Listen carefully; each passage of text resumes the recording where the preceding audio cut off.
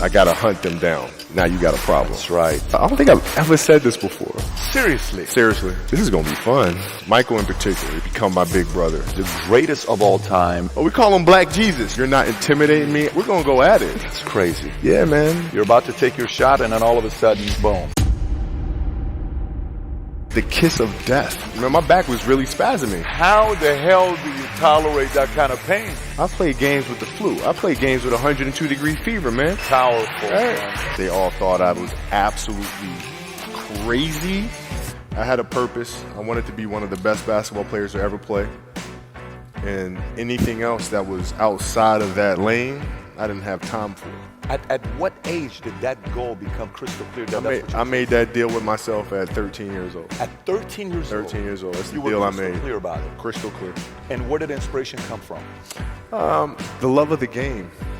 The love of the game. The challenge. Like, I would watch Magic play. I'd watch Michael play.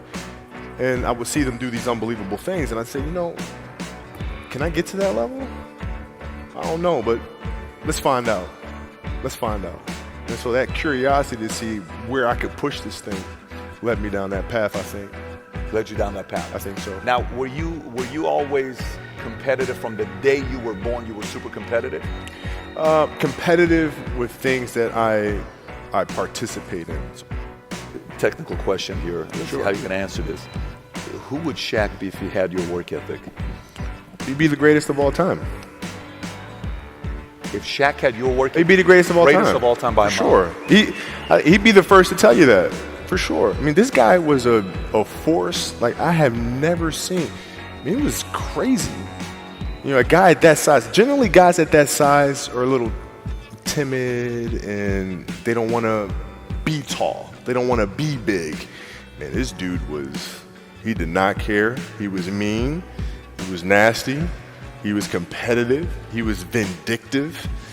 I mean, I wish he was in the gym. I would have had fucking 12 rings. That day was a big turning point for him because it was like, he's generally used to talking trash and saying what he wants and nobody really stepping up and challenging him on that. And when he saw me challenge him on that, he was like, this kid's crazy. All right, I can win with that. And so that was kind of the beginning of our relationship, I think. That's probably never happened to him. That's probably not something that's common to him. No. He's also 7 feet tall since he was 3 years old or something, right? This is all coming back to me right now. There's also a game in Phoenix. My first year we were playing, and he kept posting up.